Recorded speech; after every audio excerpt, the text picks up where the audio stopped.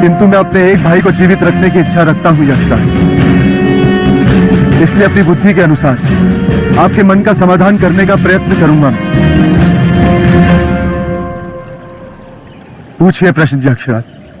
बोलो, जीवन क्या है और मृत्यु क्या है?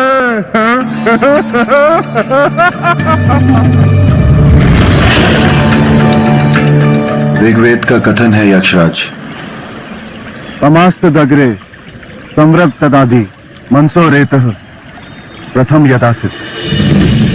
परम तत्व के हृदय में सृष्टि रचने की कामना थी आरंभ में। उस इच्छा की किरणें चारों ओर फैल गई और दिशाएं बनी। परमात्मा अपनी इच्छा से स्वयं ही सृष्टि बन गए।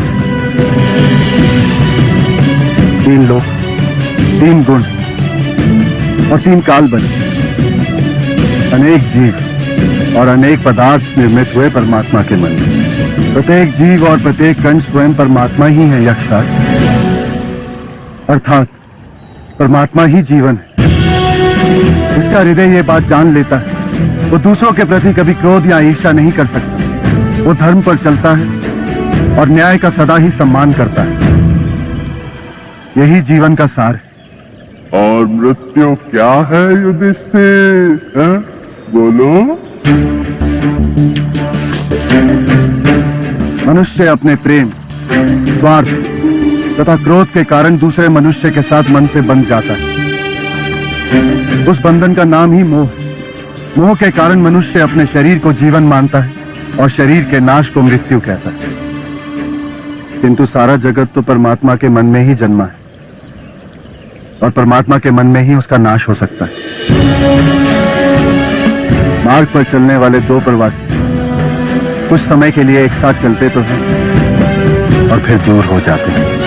उस समय दोनों को ऐसा प्रतीत होता है कि दूसरे मनुष्य का नाश हो गया। वास्तव में दोनों ही प्रवासी उसी मार्ग पर चल रहे हैं। उसी प्रकार हम जिसे मृत्यु कहते हैं वो केवल 2 मनुष्य के बीच आने वाली दूरी है। जब तक जगत तब तक किसी जीव का नाश होना संभव ही नहीं, तो मृत्यु किस प्रकार हो सकती है? अर्थात यक्षराज, परमात्मा ही जगत, जगत ही जीवन। मृत्यु केवल एक भ्रम, एक माया है।